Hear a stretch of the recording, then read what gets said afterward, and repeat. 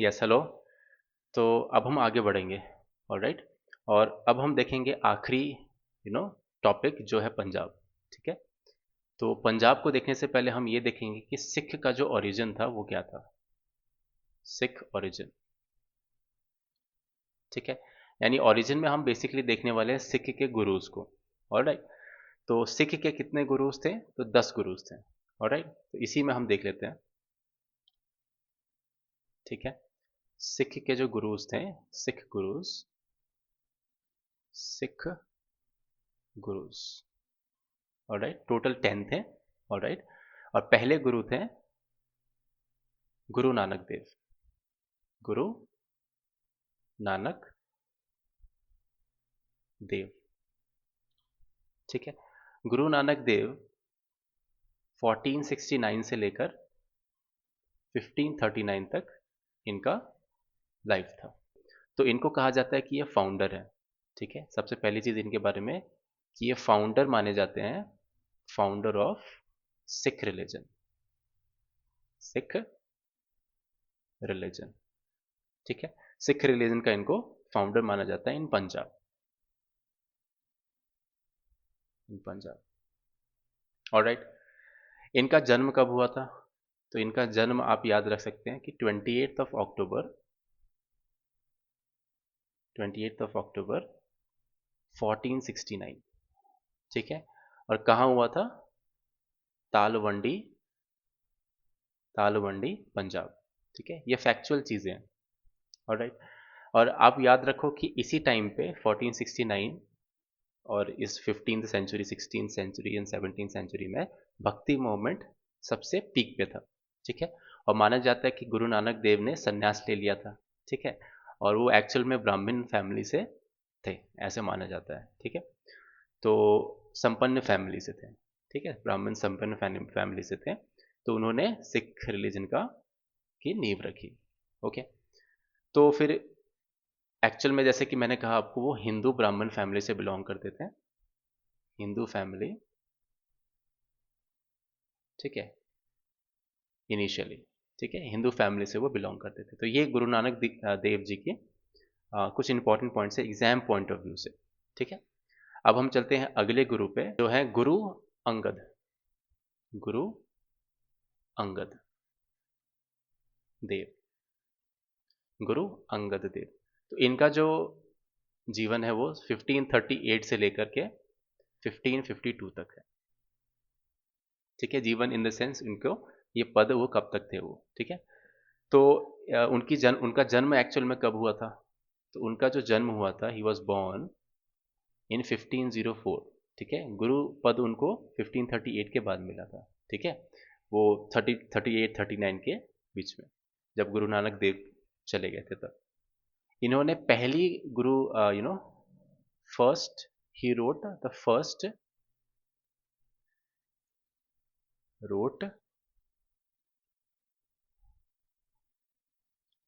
Road first biography of Guru Nanak Dev. First biography of, उन्होंने सबसे important इनका आप याद रखेंगे कि गुरु लिपि, है ना, गुरुमुखी लिपि जो है जिसमें लिखा जाता है ना, आप देखेंगे गुरु लिपि गुरुमुखी लिपि इन्होंने स्टार्ट किया था। ठीक है। इसके साथ साथ इन्होंने क्या किया? तो इनके साथ साथ इन्होंने ही लंगर सिस्टम स्टार्ट किया था। इनका इंपॉर्टेंट क्या है? लंगर सिस्टम। लंगर सिस्टम पहली बार इंडिया में, सिस्टम इन इंडिया, है ना, इन्होंने ही स्टार्ट किया था। ठीक है। फिर उसके बाद आते हैं गुरु अमरदास। गुरु अमरदास। गुरु अमरदास। इनका जो काल होगा गुरु पद पे, है ना, वो था ये। ठीक है। उनका जन्म कब हुआ था? तो उनका जन्म हुआ था बॉर्न 1479 में। ठीक है। 1479 में कहा जाता है कि उनका जन्म हुआ था। इन्होंने कास्ट सिस्टम के अगेंस्ट और अनटचेबिलिटी के अगेंस्ट लड़ाई लड़ी थी, है ना। तो हम कह सकते हैं कि he fought against he fought against caste system, ठीक है, कास्ट सिस्टम के खिलाफ एंड अनटचेबिलिटी, इसके खिलाफ इन्होंने अपनी जंग लड़ी, ठीक है। ऑलराइट, उन्होंने इसके साथ साथ इंपॉर्टेंट चीज, इन्होंने सती को एबॉलिश किया, ठीक है, एबॉलिश्ड, एबॉलिश्ड सती, ठीक है, सती, और साथ साथ एंड पर्दा सिस्टम, जो पर्दा सिस्टम प्रीडोमिनेंट था उस टाइम पे, है ना, पर्दा सिस्टम को इन्होंने एबॉलिश किया, ठीक है, सिक्स के amongst, among six, six among six, okay. और ये किनके कॉन्टेम्प्रेरी थे, तो ये कॉन्टेम्प्रेरी थे अकबर के, ठीक है, आपको याद ही होगा कि इस काल में अकबर जी थे, है ना, तो contemporary of, contemporary of Akbar, बादशाह अकबर, बादशाह अकबर जी, अकबर के टाइम पे थे ये। और इंपॉर्टेंट चीज इनकी जो आपको याद रखनी है वो है, इन्होंने 22 गद्दियों का को क्रिएट किया था, ठीक है, ही इस्टेब्लिश्ड 22 गद्दीज, इस्टेब्लिश्ड, इस्टेब्लिश्ड 22 गद्दीज, ठीक है, गद्दीज का मतलब होता है सीट, सीट्स, ठीक है। अब हम अगले गुरु पे चलते हैं। तो हमने अभी तक 3 गुरुओं को देख लिया, ठीक है। सबसे पहले गुरु नानक देव जी, फिर दूसरे हमने देखा गुरु अंगद जी, देव जी, उसके बाद गुरु अमरदास जी, ठीक है, और अब हम चलेंगे गुरु रामदास जी पे, ठीक है, गुरु गुरु रामदास जी। गुरु रामदास जी भी अकबर के कॉन्टेम्पररी थे, ठीक है। इनका जो गुरु पद है उनका काल आप देखेंगे तो 1574 से लेके 1581 तक है, ठीक है, इनका गुरु पद। और इनका जन्म कब हुआ था, तो he was born born in 1534, 1534 में इनका जन्म हुआ था। और ये एक्चुअल में अमरदास जी के गुरु, जो अमरदास गुरु जी थे उनके ये सन इन लॉ थे, ठीक है, ये उनके सन इन लॉ थे। और क्या इंपॉर्टेंट चीजें हैं इनके बाद से ही, ठीक है, इनके बाद से ही जो गुरु पद था वो क्या हो गया, इनके बाद से ही गुरु पद हो गया हेरिडिटरी, ठीक है। इनके बाद से आप कह सकते हैं कि गुरु पद, है ना, post of Guru, post of Guru became hereditary. Hereditary का मतलब क्या होता है, सॉरी, कि जो गुरु का पुत्र होगा या उनके रिलेशन में ही होगा वही बनेगा अगला गुरु, hereditary, post of Guru became hereditary in his period, ठीक है। ये इंपॉर्टेंट चीज है। ये किसके कंटेम्प्रेरी थे, कौन से बादशाह के, तो ये बादशाह थे अकबर के कॉन्टेम्प्ररी, ठीक है, कॉन्टेम्प्ररी ऑफ बादशाह अकबर, बादशाह अकबर, ठीक है। और अकबर ने एक और चीज किया था, बादशाह अकबर ने इनको कुछ दिया था, ठीक है, लैंड, अमृतसर के अराउंड उनको लैंड दिया गया था, ठीक है। तो अकबर जी ने इनको क्या दिया था, granted land, granted land, land of Amritsar, जहां पे अभी गोल्डन टेम्पल है, ठीक है, अमृतसर, जहां पे गोल्डन टेम्पल इन्होंने नहीं बनाया था, लेकिन अकबर ने इन्हीं को वो जमीन दी थी, ठीक है, जहां पे वो मंदिर बना, ठीक है, मतलब गोल्डन टेम्पल बना। गोल्डन टेम्पल जो जिन्होंने बनाया था वो अगले गुरु थे, वो थे गुरु अर्जुन देव, ठीक है। अब हम उन पे चलते हैं। तो गुरु अर्जुन देव हमारे अगले गुरु थे, गुरु अर्जुन देव, अर्जुन देव, ठीक है।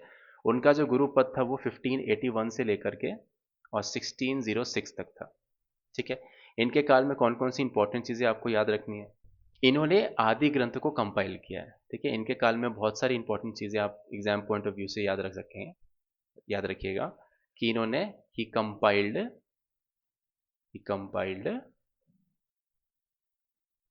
आदि ग्रंथ, ठीक है, आदि ग्रंथ जो था उस उनको सारे को उन्होंने ही कंपाइल किया था, ठीक है। और इन्होंने ही बनाया था गोल्डन टेम्पल, ठीक है, इन्होंने ही बनवाया था गोल्डन टेम्पल, ठीक है। He constructed the famous Harmandir Sahib.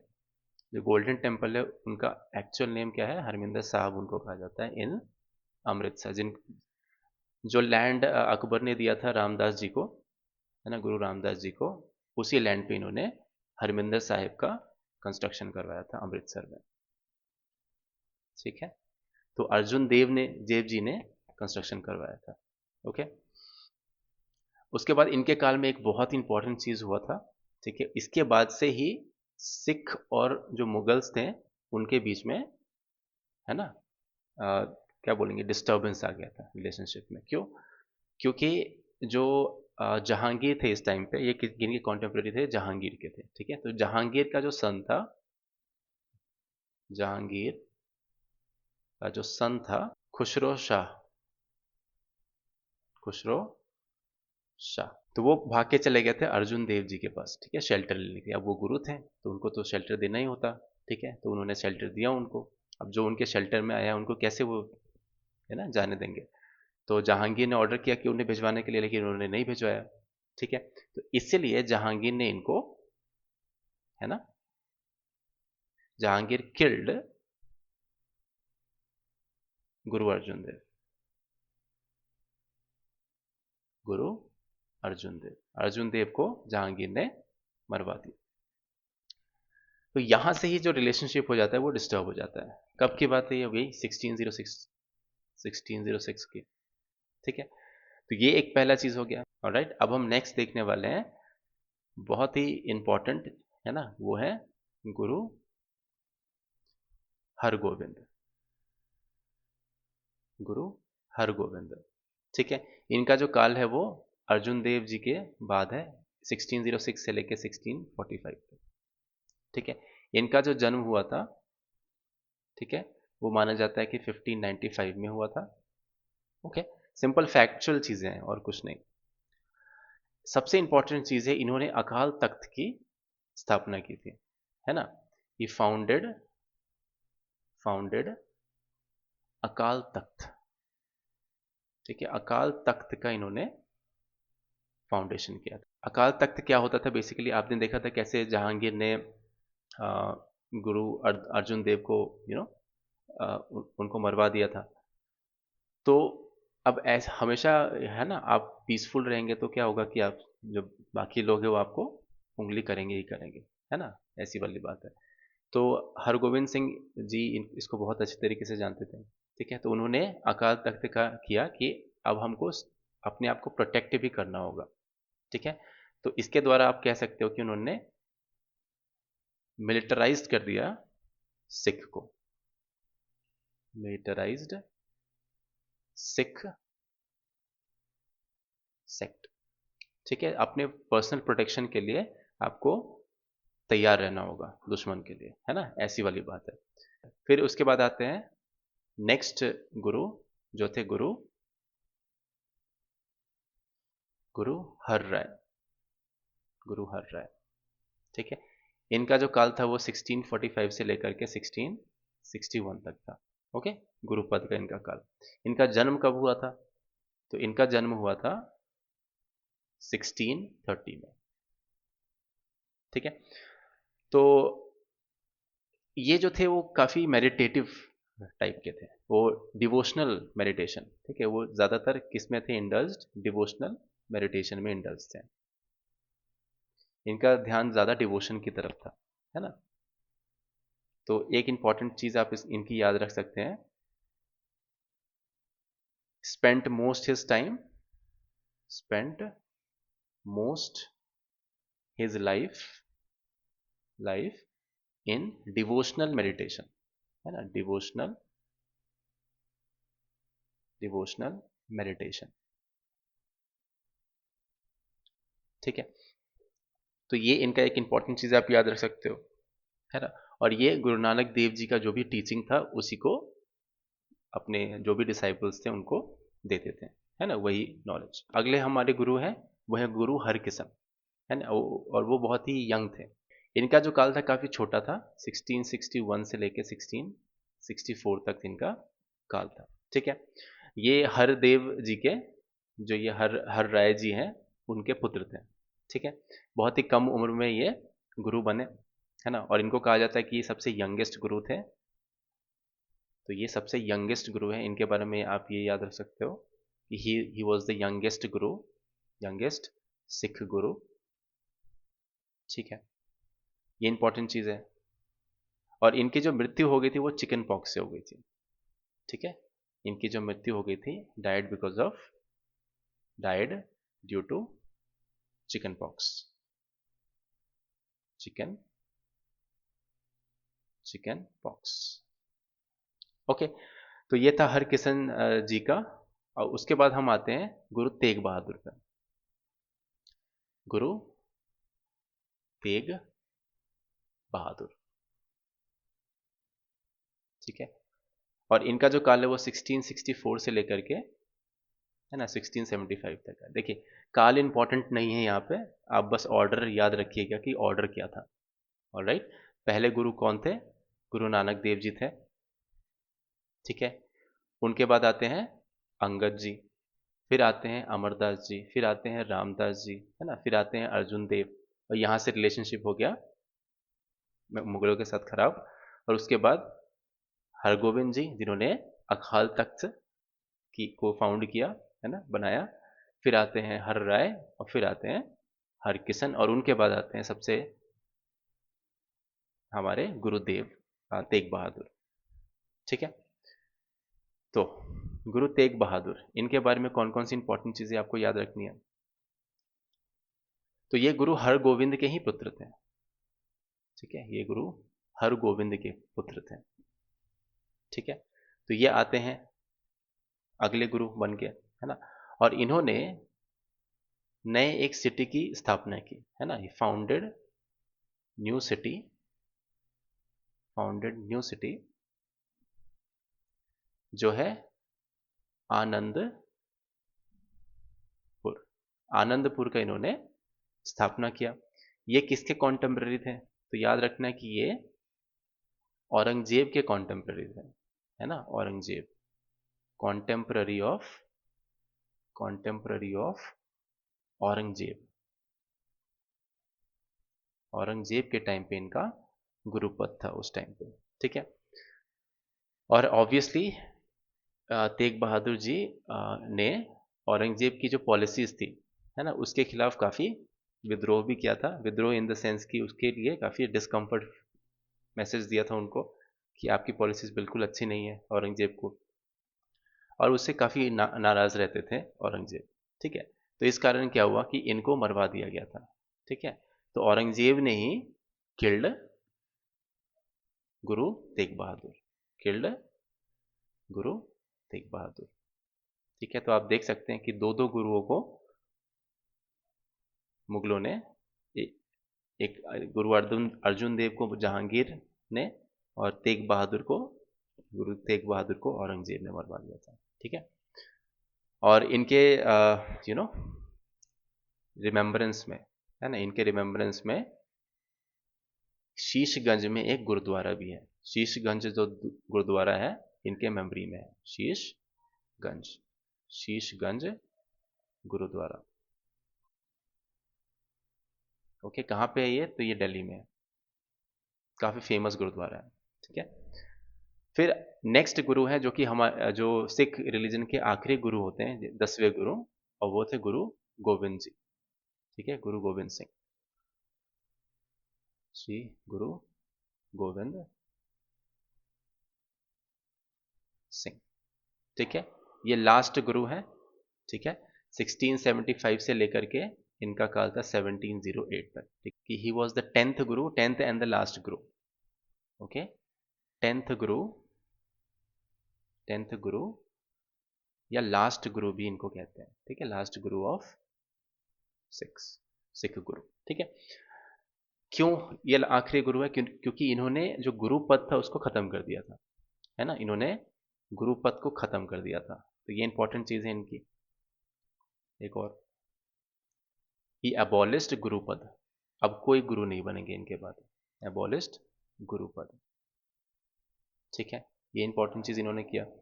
तो अगर गुरुपद नहीं रहेगा तो क्या रहेगा फिर? तो इन्होंने एक टेक्स्ट बुक, जो भी टीचिंग्स थी, है ना, जो भी टीचिंग्स थी, क्या क्या हमें फॉलो करना चाहिए एंड सो सिख रिलीजन में, वो सारी चीज़ें उस टेक्स्ट बुक में आपको मिलेगी। ठीक है, जो आप गुरुद्वारा में जाते हो तो आप देखोगे एक टेक्स्ट बुक होता है ना, उनका वही ग्रंथ है, उसी को सब फॉलो करते हैं।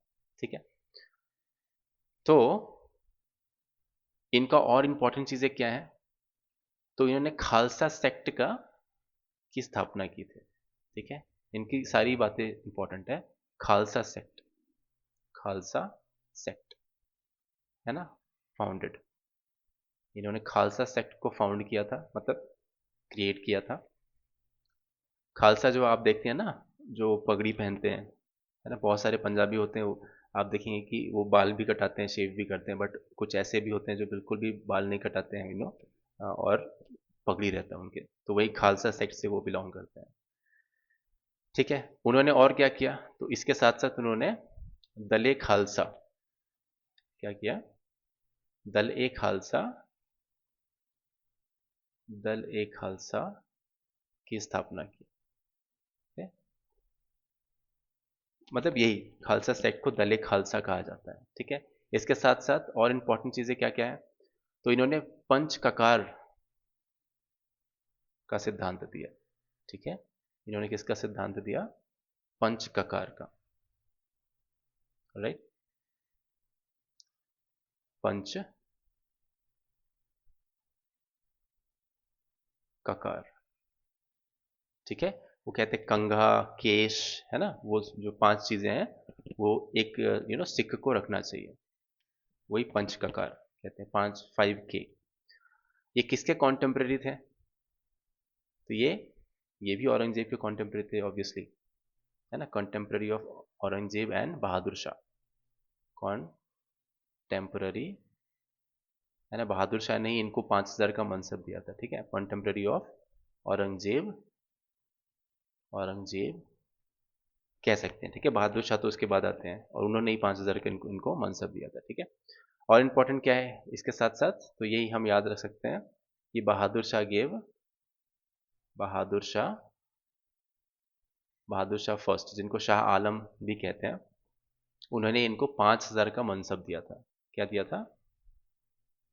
5,000 का मनसब, सॉरी, 5,000 मनसब।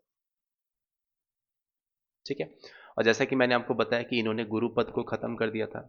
ठीक है, तो गुरु पद को खत्म करने के बाद वो जो टेक्स्ट बुक है ना, वही अब इनके गुरु है ना। तो वो टेक्स्ट बुक भी इन्होंने ही लिखा था।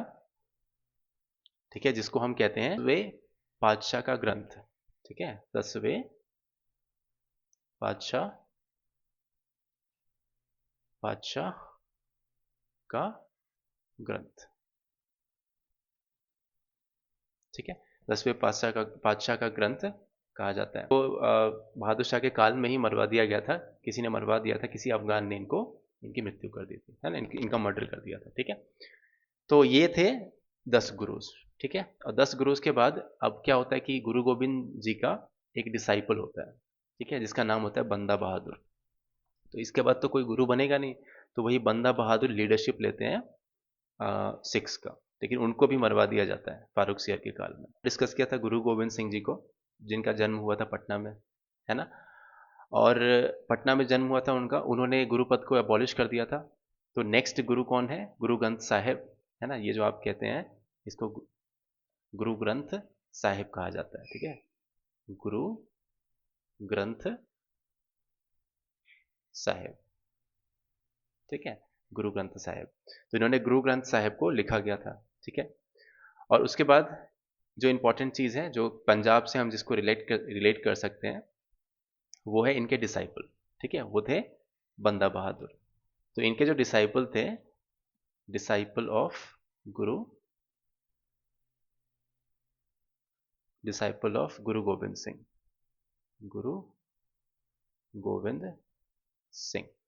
ठीक है, वो थे बंदा बहादुर, बंदा बहादुर। तो आपने देखा कि 10th गुरु के बाद बहादुर, तो 10th गुरु के बाद कोई गुरु नहीं बने, है ना, वो गुरु ग्रंथ साहिब अब उनके गुरु हैं। तो फिर भी एक लीडर की ज़रूरत होती है। पहले गुरु थे तो गुरु लीडर थे, वो जैसा बोलते थे वैसा करते थे। लेकिन उनके जाने के बाद फिर क्या हुआ कि एक वैक्यूम सा बन गया लीडरशिप में, है ना। तो उसको फुलफिल करने के लिए बंदा बहादुर आए, ठीक है। लेकिन बंदा बहादुर का भी जो काल था वो 1706 से लेकर 1708 से लेकर 1716 तक ही था, ठीक है। उनको भी मरवा दिया गया था। तो ये बंदा बहादुर सिख लीडर बनते हैं, ठीक है, सिख लीडर बनते हैं बंदा बहादुर। नेक्स्ट लीडर सिख लीडर बन जाते हैं कब? गुरु गोविंद सिंह जी के मृत्यु के बाद। तो इनको मरवा दिया जाता है। कौन मरवा देता है? Killed by Farrukh Siyar, killed by Farrukh Farrukh Siyar इनको मरवा देते हैं, ठीक है। तो फिर से एक वैक्यूम बन जाता है, फिर से वैक्यूम बन जाता है। और 1716 से लेकर 1726 तक आप देखेंगे कि बिल्कुल पूरी तरीके से बिगड़ जाते हैं पंजाबी, है ना, मतलब Punjabi in the sense Sikh religion के फॉलोअर्स, ठीक है। उसके बाद कहानी आगे बढ़ती है और फिर 1726 में है, 1726 में एक मुगल गवर्नर आते हैं, एक मुगल गवर्नर आते हैं, गवर्नर जिनका नाम होता है जकारिया खान, जकारिया खान, ठीक है, पंजाब के गवर्नर। तो ये पंजाब आते हैं, पंजाब के गवर्नर बन के, और ये क्या करते हैं कि सिख को जामींदारी के राइट्स दे देते हैं। क्या देते हैं? ये इंपॉर्टेंट चीज यहां से डेवलपमेंट है कि सिख को ये क्या करते हैं, जामींदारी राइट्स दे देते हैं, zamindari rights to six, rights to six. और यहां से स्टार्ट हो जाता है सिख का फिर से राइट्स, ठीक है। तो जामींदारी राइट्स देते हैं। उसके बाद धीरे धीरे करके क्या होता है कि 12 मिसल्स बन जाते हैं। कितने? 12 मिसल्स। मिसल्स का मतलब बेसिकली क्या होता है कि छोटे छोटे नहीं होते हैं प्लेसेस जहाँ पे बोलते हैं कि मेरा अधिकार है ना। जैसे जमींदार हो गया, बहुत सारा लैंड हो गया, उसमें अपना ही फ्लैग बना के रहते हैं, ठीक है। तो छोटा छोटा साम्राज्य आप कह सकते हो मिसल, ठीक है। तो ऐसे 12 मिसल्स बन गए थे, वहां पे सब सिख लोग अपना इंडिविजुअली अलग अलग कमांडर्स के साथ रूल करते थे, ठीक है। तो इन 12 मिसल्स में से एक मिसल ऐसा था जिसका नाम था सुकर चकिया, शकिया मिसल, ठीक है। और इस मिसल से आते हैं हमारे सबसे इंपॉर्टेंट राजा पंजाब के, वो थे राजा रंजीत सिंह, राजा रंजीत सिंह, जिससे ब्रिटिशर्स भी कांपते थे, ठीक है। तो राजा रंजीत सिंह आते हैं, सुकर चकिया मिसल से ये बिलोंग करते हैं, ये याद रखना है। 12 मिसल्स थे, और राइट, ज़्यादा स्टोरी में हम नहीं जाते हैं, है ना। दुर्रानी जो थे ना, अहमद शाह अब्दाली, उनके दो पुत्र होते हैं। इनको गवर्नर बनाता है लाहौर का, और लाहौर से ये क्या करते हैं, अपने, है ना, एबिलिटी को यूज़ करते हैं, और लाहौर से लेके, अमृतसर से लेके, सारा कश्मीर से लेके सब कुछ, है ना, पेशावर से लेके अपने अंडर में ले लेते हैं, ठीक है। और एक टाइम आता है कि शाह सूजा बोलते हैं कि मैं रंजीत सिंह का वैसल हूँ, है ना, अफगानिस्तान तक मानते हैं कि वो रंजीत सिंह के अंडर में है, ठीक है। तो सबसे इंपॉर्टेंट है राजा रंजीत सिंह, अब उनको हम पढ़ेंगे। इनका जो काल है वो 1792 से लेकर के 1839 तक है। अब इनका इंपॉर्टेंट चीज़ें क्या क्या है, तो ये किनके पुत्र थे, तो इनके फादर का जो नाम था वो महासिंह था, इनके फादर का नाम था महासिंह, ठीक है। इनका फादर का नाम था महासिंह। एक को किससे बिलोंग करते थे, तो ये सुकर चकिया, ही बिलोंग्ड टू सुकर चकिया मिसल, सुकर चकिया, हमने बात किया था 12 मिसल्स से, सुकर चकिया मिसल्स, चकिया मिसल, ठीक है। मिसल कुछ नहीं है, थोड़ा सा पार्ट है जिसमें शासन करते हैं, ठीक है, जमींदार। इन्होंने क्या किया, इन्होंने सारे मिसल्स को अनेक्स कर लिया, है ना, ही अनेक्स्ड ऑल द मिसल्स, अपने अंडर में सबको ले लिया, ऑल द मिसल्स, ठीक है। तो ये स्ट्रांग हो गए, ठीक है। और इन्हें माना जाता है कि ये फाउंडर हैं सिख रिलीजन के, he is the founder of, sorry not Sikh religion, Sikh empire, Sikh religion के फाउंडर तो गुरु गोविंद सिंह जी, ठीक है, Gurudev, Guru sorry, founder of Sikh empire, ठीक है। तो इनके आर्मी का एक स्पेशल नेम था, ठीक है, आर्मी को फौज, सॉरी, आर्मी को फौज ए आयन कहते थे, है ना, फौज ए आयन इनकी फौज का नाम, ठीक है। और इनकी जो फौज था उनको ट्रेन किसने किया था, तो ट्रेंड ट्रेंड बाय फ्रेंच, है ना। तो इन्होंने भी जैसे मैसूर के केस में लिया था, है ना, वैसे ही यहाँ पे राजा रंजीत सिंह जी ने भी फ्रेंच की मदद ली आर्मी को ट्रेन करने के लिए, है ना, कि आर्मी को डिसिप्लिन बनाना था, ठीक है। इनका और क्या इंपॉर्टेंट है, तो इनका इंपॉर्टेंट और चीज है कि इन्होंने कारदार का एक पोस्ट बनाया था, जो आप अभी, है ना, डिस्ट्रिक्ट कलेक्टर देख रहे हैं ना, he created the post of kardar, है ना, जो आप सब बनना चाहते हैं कारदार, वो आज के डिस्ट्रिक्ट मजिस्ट्रेट हो गए, ठीक है। दो चीजें और इंपॉर्टेंट क्या है, इनके दो कैपिटल्स थे, ठीक है, कैपिटल इन्होंने दो बनाया था। एक कैपिटल था रिलीजियस कैपिटल जो था अमृतसर, ठीक है, Amritsar was the religious capital, ठीक है। और जो एडमिनिस्ट्रेटिव था वो लाहौर में था, लाहौर जो था वो एडमिनिस्ट्रेशन के लिए था। तो जमन शाह ने राजा रंजीत सिंह को सबसे पहले क्या बनाया, गवर्नर ऑफ लाहौर, ठीक है। पूरी कहानी हम समझ लेते हैं। गवर्नर ऑफ लाहौर, गवर्नर नहीं, एक्चुअल में सूबेदार बनाया था, वही सूबेदार गवर्नर एक ही चीज है, सूबेदार, सूबेदार, उस टाइम पे सूबेदार और गवर्नर सेम चीज था, सूबा होता था। तो इनको सूबेदार बनाया लाहौर का, उसके बाद धीरे धीरे जाके उन्होंने क्या किया, बहुत सारी चीजें जीत ली, ठीक है। उन्होंने जीत लिया लाहौर, अमृतसर, अंबाला, है ना, फरीदकोट, ठीक है, बहुत सारी चीजें उन्होंने जीती। तो उनके फेमस विक्ट्रीज में क्या क्या आता है, तो उनके फेमस विक्ट्रीज में आप देखोगे तो लाहौर उन्होंने जीत लिया खुद से, फिर उन्होंने अमृतसर जीता, अपने आप को स्टैब्लिश किया, है ना, फिर उन्होंने अंबाला जीता, फिर फरीदकोट, है ना, ये सारी चीजें उन्होंने जीती और काफी पावरफुल हो गए थे वो वहां पे उस रीजन में। तो ब्रिटिशर्स को पता था ये चीज, है ना, तो ब्रिटिशर्स को पता था, तो उन्होंने इनसे पंगा नहीं लिया उस टाइम पे, ठीक है। किन से, राजा रंजीत सिंह जी से। हम किसकी बात कर रहे हैं, राजा रंजीत सिंह जी की।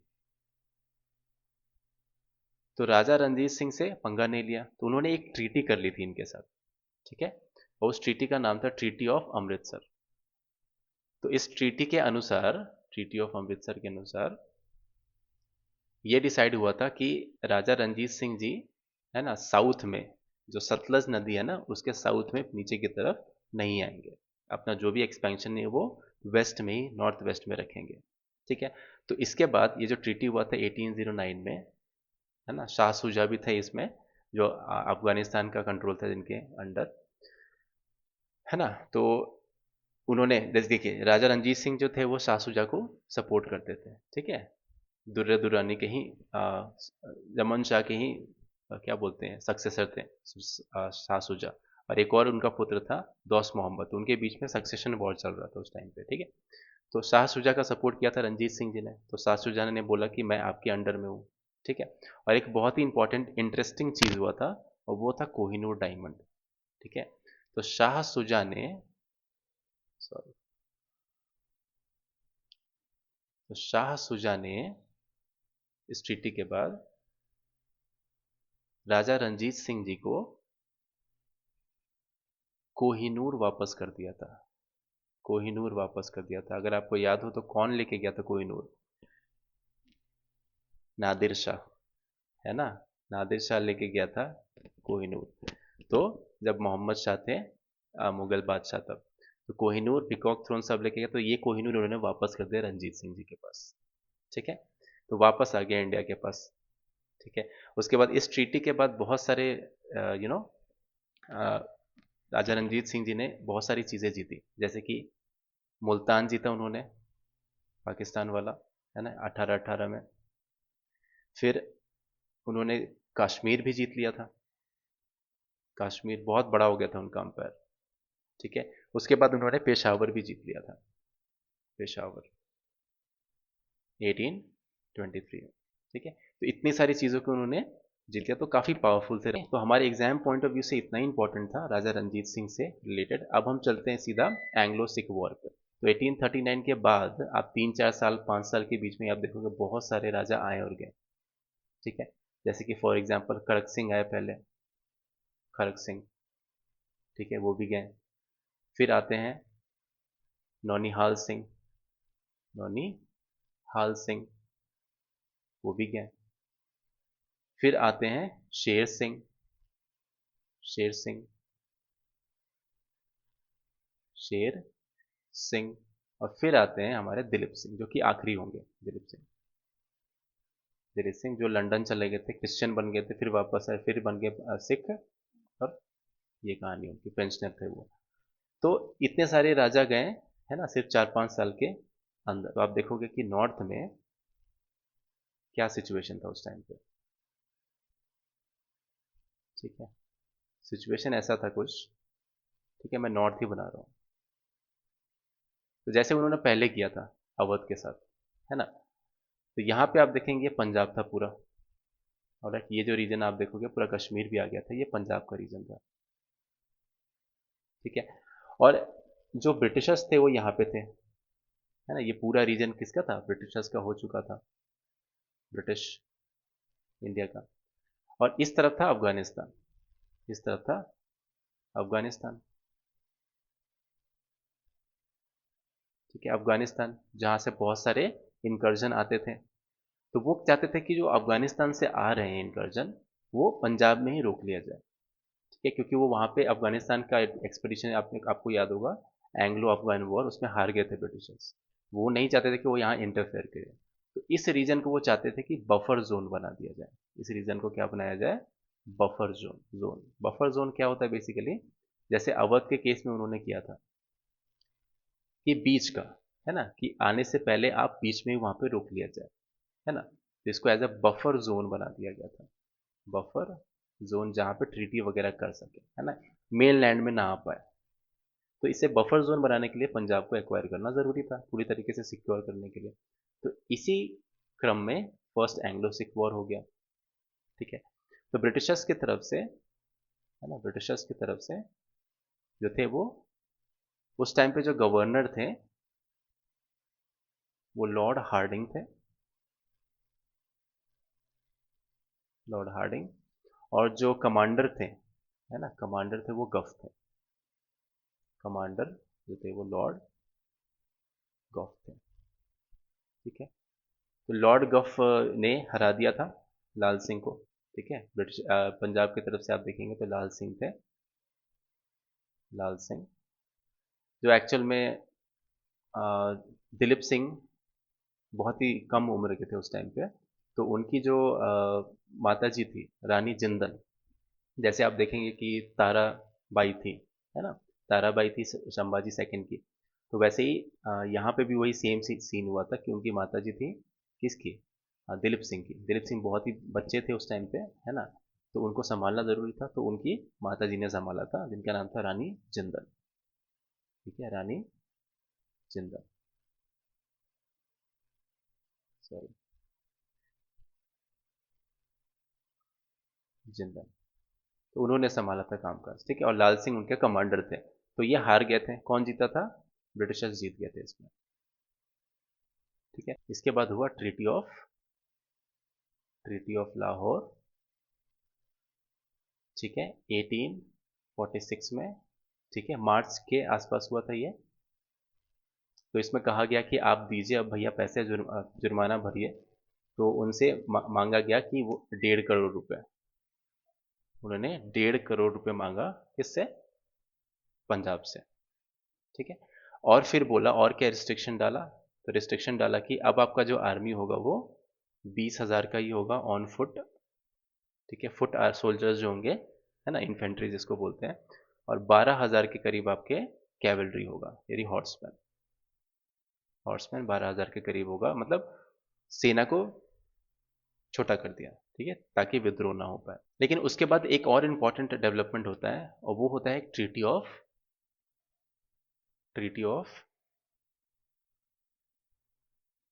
भैरोवाल। तो ट्रीटी ऑफ भैरोवाल में क्या होता है कि जो रानी जिंदल होती है उनको पेंशनर बना दिया जाता है, ठीक है ना, पेंशनर बना दिया जाता है, ठीक है। और एक काउंसिल बिल्ड कर दिया जाता है, इसके काउंसिल 8 मेंबर का एक काउंसिल बना दिया जाता है, ठीक है, जो सारी चीज़ों को देखेंगे सिख को। और ब्रिटिश ने एक रेजिडेंट लगाया, ठीक है, एक रेजिडेंट रहेगा, ब्रिटिश